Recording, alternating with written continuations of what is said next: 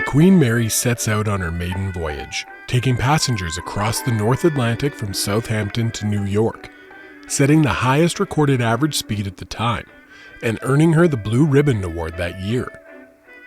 The luxury liner would make hundreds of trips across the Atlantic to and from New York. In 1939, the world changed, becoming engrossed in the war. Nobody was safe from being drafted, including the Queen Mary herself, who gave up wealth and sophistication to accommodate thousands of Allied troops, also setting a record for most people on a vessel in 1943 when she carried over 16,600 people, a record she still holds to this day.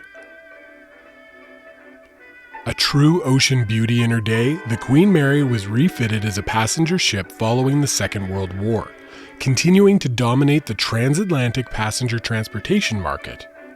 That was until the dawn of the jet age in the late 1950s. By the 1960s, Cunard was operating the deteriorating ship at a loss, and on October 31st, 1967, the Queen Mary left Southampton for the last time, sailing to the port of Long Beach, California, where she was permanently moored and remains to this day. When the city of Long Beach opened the doors of the ocean liner to curious visitors and tourists, it seemingly unlocked a portal to the ship's dark past.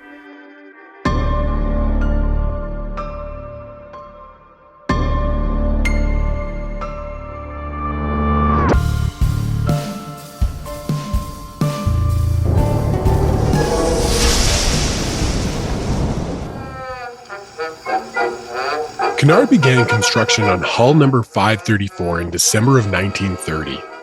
The name of the ship was a close-guarded secret, and many speculated it would be named Victoria, in keeping with the company tradition of naming their ships with IA endings.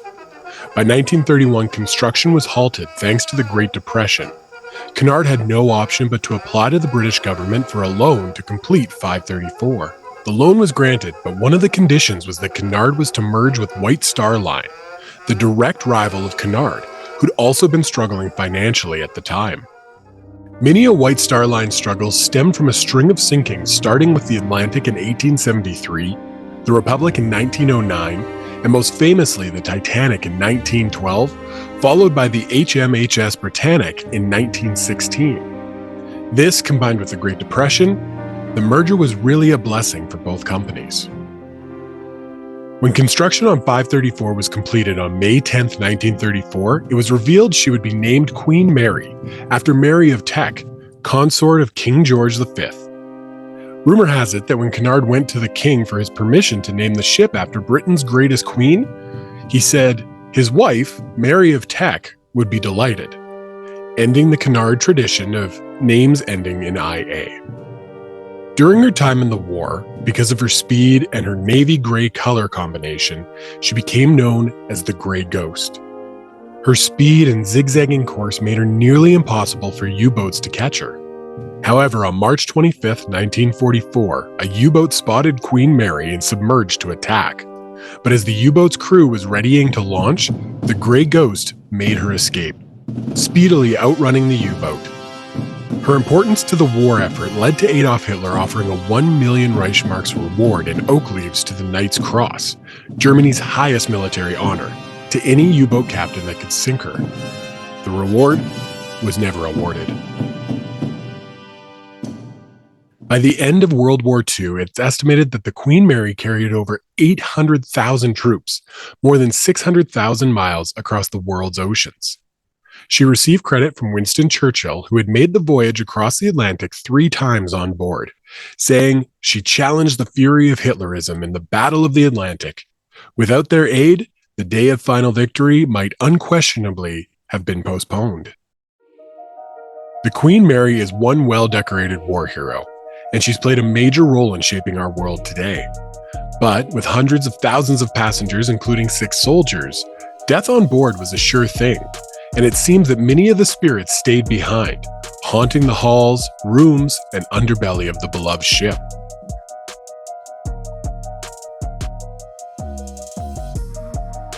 In May of 1971, the Queen Mary opened her doors to visitors from all over the world, and in 1972 the first-class staterooms were converted into a hotel, allowing guests to spend the night among the ship's rich history.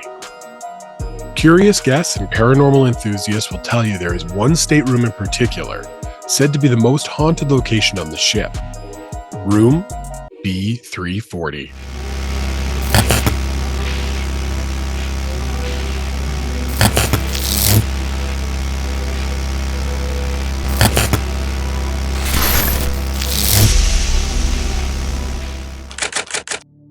In 1966, a woman staying in the room was abruptly woken when her bed covers were pulled off her. Shaken, she stared toward the bottom of the bed, where she saw a man standing there staring at her. The woman screamed and immediately called for the steward, but before she could collect her thoughts, the man had vanished into thin air. Many believe the room inhabitant to be Walter J. Adamson, a British third-class passenger who passed away in the room under unknown conditions in 1948. Guests staying in the room to this day often report water running, hangers rattling, footsteps, and of course, having their bed covers torn off. Paranormal researchers have deemed the room to be one of the most haunted locations in America, and people travel from all over the world just to stay the night. However, the origin of the room's haunting might actually be much darker. On one of her final transatlantic cruises before being docked in Long Beach, a man had lost his mind and brutally murdered 2 women. Staff discovered the scene, and the man was apprehended and locked away in a third-class stateroom, either B222, B224, or B226. The guard outside the locked door was alerted when the man started pounding on the door and screamed that someone was in the room trying to kill him. The skeptical guard assumed the man was trying to trick him and decided to ignore him. The room quieted down and the guard just assumed the man had fallen asleep. When the ship arrived in New York the next day, members of the NYPD boarded the ship to take the man into custody. What they discovered when they opened the room was a scene ripped from a horror movie, as the man had been murdered and mutilated in a way that he couldn't have inflicted upon himself. When the Queen Mary finally made her way to her final resting place, management wanted to provide large staterooms for their hotel and combined rooms B222, B224, and B226 into one room. Stateroom B340. From night 1, guests were reporting strange activity in the room, and by the 1980s, the room was closed because guests would just up and leave in the middle of the night, no longer able to spend another minute in the room. Ironically, the ship's records show no indication of any sort of murder happening in any of the 3 staterooms, or the combined room of B340. Rumor has it that during its brief ownership by the Disney Company, employees of the Queen Mary made up an elaborate backstory to frighten guests when asking why the room was closed for bookings due to renovations. But if the stories are all made up, what is the cause of the paranormal activity? Perhaps it's something you can discover for yourself, as you can book a stay in room B340. Your booking comes complete with a Ouija board and several other paranormal tools to make contact with the room's inhabitants.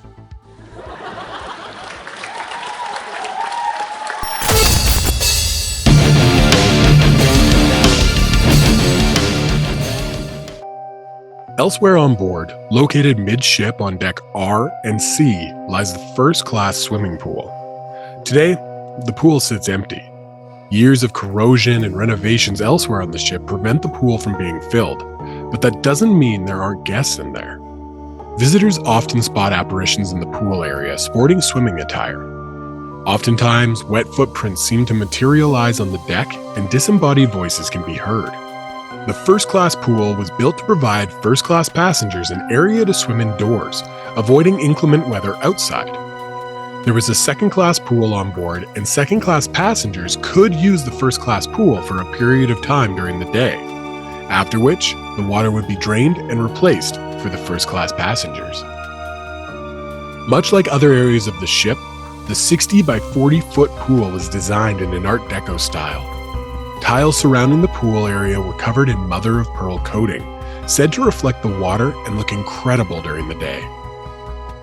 Again, there's no record of drownings in the first-class pool, but that doesn't stop the legends from carrying on.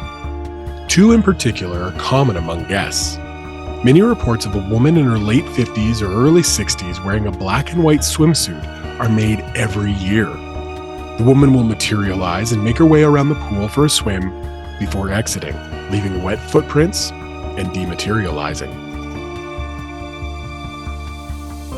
Another common spotting is that of a little girl around 5 or 6 named Jackie, who can be seen running on the pool deck and heard laughing and giggling, splashing as she goes. Experts suggest that Jackie may have actually drowned in the second-class pool. When the ship was converted into a hotel, the second-class pool was removed to make space and is now a public area used by the museum. Perhaps after the removal of the pool, Jackie found her way to the first-class pool to continue her daily swimming ritual.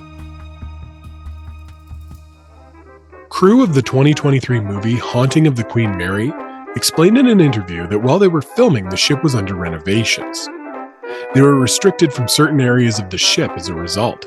However, the film crew kept getting in trouble for exploring out of bounds because ship staff kept finding wet footprints where they shouldn't have been. We now make our way to the underbelly of the ship for one of the most tragic recorded deaths on board. Hatch door number 13. 35 feet below the waterline is a long corridor filled with pipes, valves, and gauges. And it's here you may encounter a dark figure watching you, following you, and even touching you. The ship's official records report that in the early hours of the morning, July 10, 1966, a young man of 18 named John Petter was going through the area as part of an emergency drill. During the drill, the ship's watertight doors close automatically, simulating the ship springing a leak and taking on water. Petter tried to squeeze through the hatch door number 13, but wasn't fast enough, as the door closed on him, crushing him. However, leaving him conscious. He was rushed to the infirmary, but the evidence of the crushing was all over his body, and a shot of morphine from the ship's doctors wasn't enough to prevent the man from dying there on the bed. The area of the ship where the man was crushed is eerie and made even more chilling by its history. Guests report seeing a man in white overalls in the area, sometimes watching tour groups as they pass through. Other guests report being followed closely, turning to see nothing behind them. Women report their hair being touched and tugged by an invisible entity, and guests have had what looks like oily fingerprints left on their face.